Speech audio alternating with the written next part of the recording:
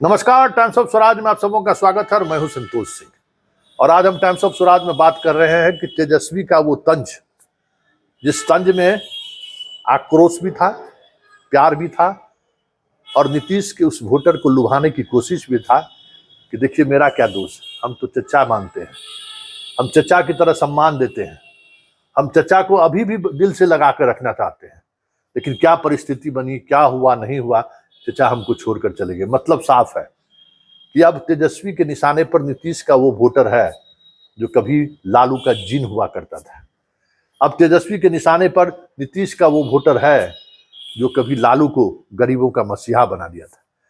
तेजस्वी को नीतीश के उस वोटर पर नजर है जो कभी लालू को देश स्तर पर एक बड़े नेता के रूप में स्थापित कर दिया था, पिछड़े के बड़े नेता के रूप में।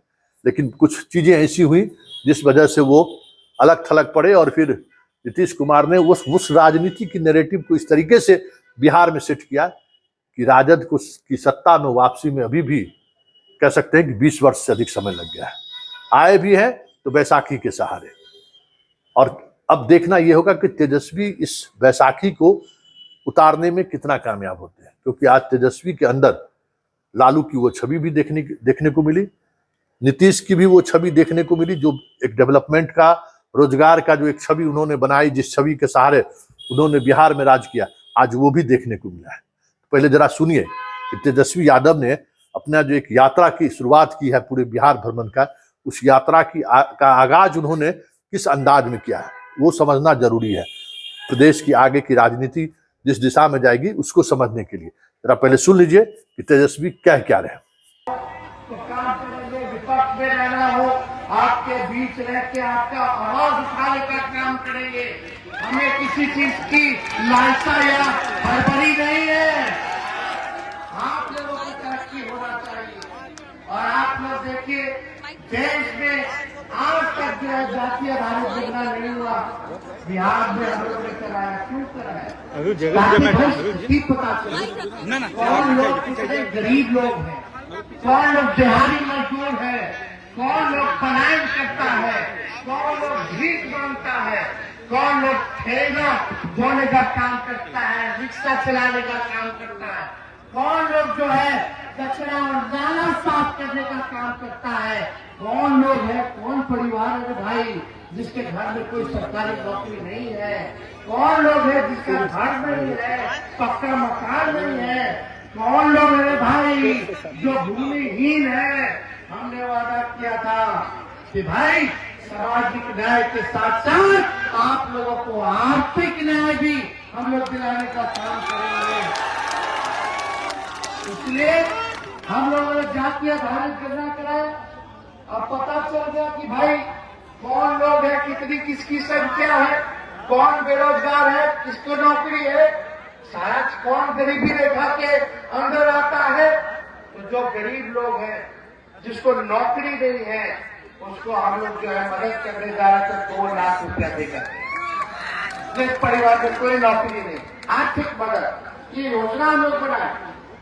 जिसका घर नहीं है उसको 1 लाख रुपया देना, जिसका पक्का मकान नहीं है, जमीन है लेकिन पैसा नहीं है, तो उसको घर बनाने के लिए 1,20,000 रुपया देंगे। हो सकता था इससे काम नहीं चलता तो और हम लोग बढ़ा देते, लेकिन यही काम सब छूटा हुआ था, इसी काम में हम लोग लगे हुए थे। लेकिन अब पता नहीं क्या हुआ उनको। अरे है तो हमारे आदरणीय ना, बुजुर्ग है, अभिभावक है, पहले भी आदरणीय थे, अभी भी है, आगे भी रहेंगे। लेकिन भाई ये बात तो समझ नहीं आया कि भाई कौन से गलती की।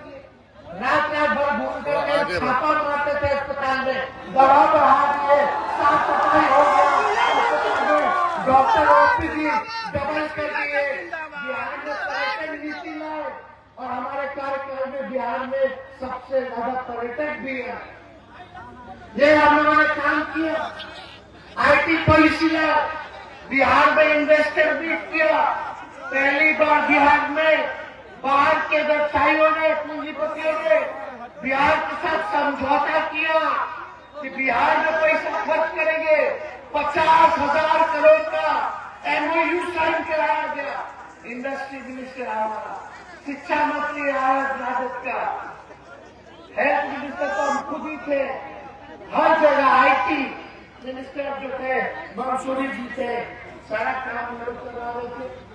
आईटी पॉलिसी लाए, स्पोर्ट्स नीति लाए, बताओ नौकरी तो नौकरी। जो बिहार में पहले कोई लोग खिलाड़ी लोग मेडल लाता था तो नौकरी मिलता था। हमारे राज्य में 17 महीनों में जो खेला, जो मेडल लाया, उसको भी हमने अफसर बनाने का काम किया, सरकारी नौकरी देने का काम किया, और जो पढ़ाई किया उसको भी हमने नौकरी देने का काम किया।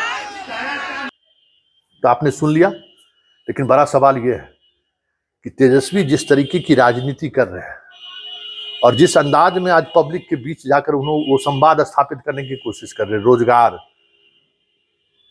जातीय जनगणना, गरीब सवर्णों गरीबों को रोजगार के अवसर देने के लिए पैसा देने की बात, ये सारी बात ऐसी है बातें हैं जिनके सहारे नीतीश 2005 से बिहार में राज कर रहे हैं। लेकिन इन सब से इतर जो एक महत्वपूर्ण बात है कि वैचारिक रूप से जिस तरीके से लालू यादव नैरेटिव सेट करते थे, आज के इस भाषण में कहीं न कहीं तेजस्वी में वो पुट दिखने को नहीं मिला है।